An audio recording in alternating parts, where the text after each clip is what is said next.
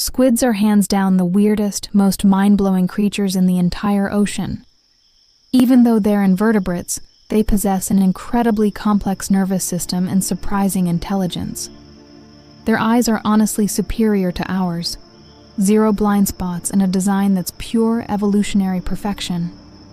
These soft, gelatinous cephalopods have brains shaped like donuts and eyes like high-end cameras. Their tentacles slither like living snakes, and they have sharp beaks straight out of a parrot's nightmare. Their body? Let's just call it a rocket launcher with fins for maximum chaos. Quick correction. Those fins are not the head. That's actually their main body. The real head is the front section. So yes, they swim backwards most of the time. Totally counterintuitive and super weird. All these bizarre alien-like features easily land squids on the extraterrestrials living on Earth list. But the feature that truly shocks me is their insane variety and size. Shallow water squids can be tinier than an inch. Others grow comfortably to a meter long. But the ones hiding in the pitch-black abyss?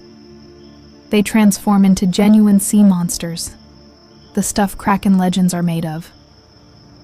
The deeper you descend, the stranger and larger the creatures become. Below 3,000 feet, humans have only caught rare glimpses. We still don't know the true upper limit of their size. The largest giant squid officially recorded stretched 43 feet. Scientists strongly believe some specimens could reach at least 66 feet, roughly the length of a full Viking longship. Picture this: Viking warriors slicing through rough seas when suddenly a colossal squid charges in at 40 kilometers per hour. Its powerful tentacles wrap around the entire ship in seconds, while its eyes, each the size of a basketball, stare right at them. If that isn't the real-life Kraken, then I don't know what is. The earliest stories emerged in Norway during the late 12th century. When you connect the historical dots, I seriously doubt it was all just myth. Giant squids primarily hunt deep-sea fish and, yes, other squids. They're low-key cannibals. They latch onto prey with spiked ringed tentacles and finish the job with that devastating parrot-like beak. They're bold enough to battle sperm whales and sharks head-on. Researchers have documented circular sucker scars on whales and sleeper sharks, plus undigested giant squid beaks found inside whale stomachs.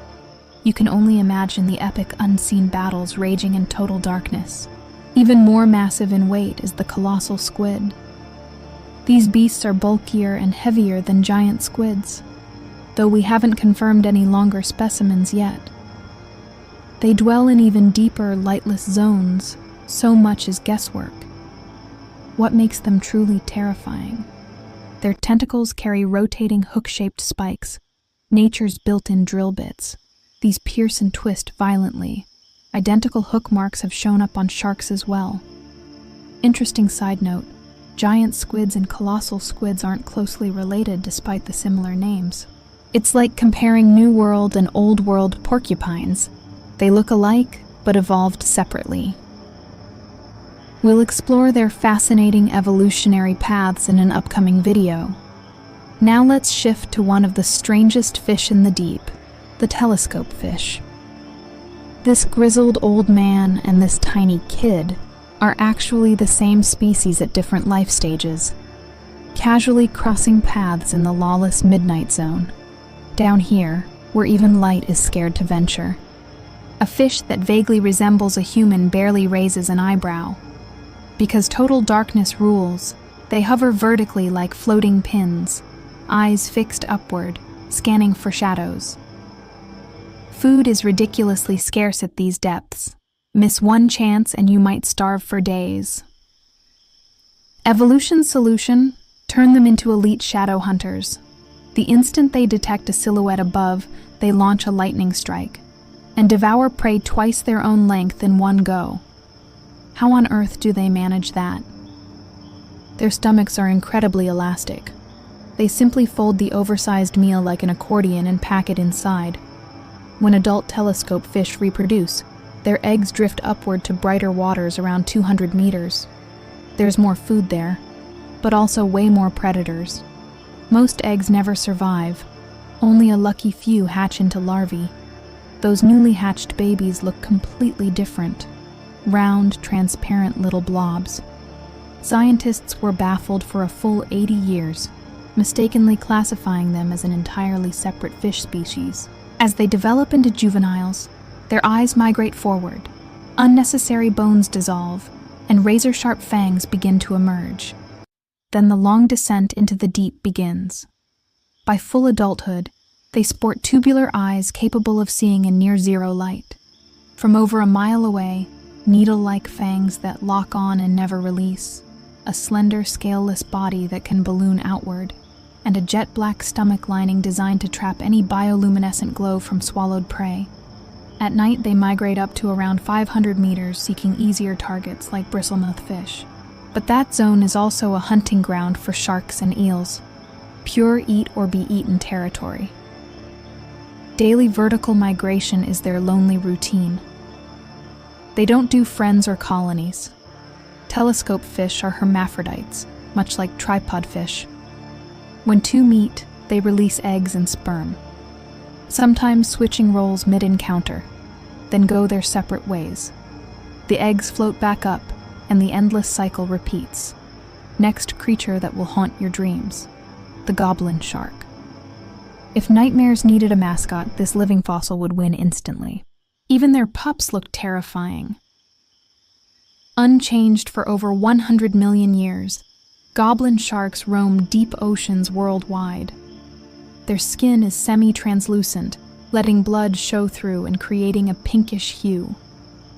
As they age, the skin thins further, intensifying the color. In the deep sea where red light never reaches, that pink actually serves as flawless camouflage. That dramatic long blade on their head isn't a nose.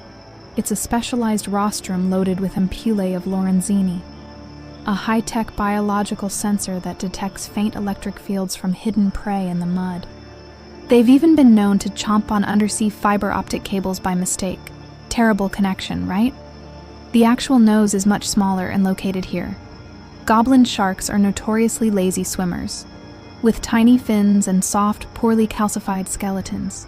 Most of the time they simply hover motionless, waiting for dinner to drift by.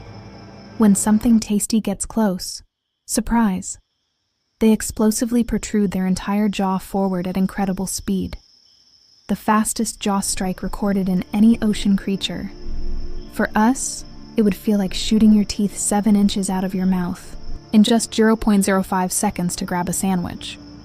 Fortunately, they pose zero threat to humans, because they live far too deep for any accidental encounters.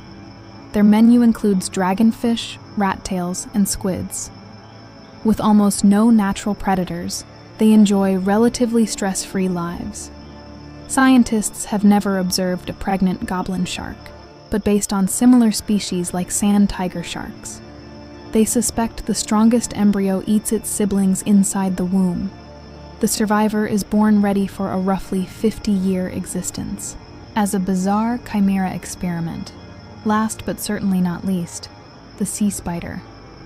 If you already dislike land spiders, these oceanic relatives will make you squirm even more. They aren't true spiders, but distant cousins of scorpions and crabs. Found globally, they range from tiny 1-millimeter versions in shallow water to giants nearly a meter long in the deep. The most bizarre trait? Their body is almost non-existent. The abdomen is so minuscule it can't house any major organs, so the stomach, intestines, and even reproductive organs are all crammed inside their long legs. Imagine breaking an arm, and the doctor casually saying you can no longer become a parent. That's the level of weird we're dealing with.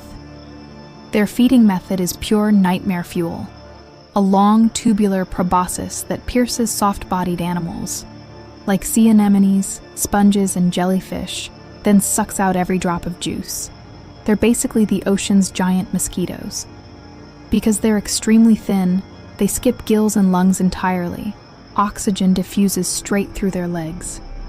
It's an efficient system when you're literally over 95% legs.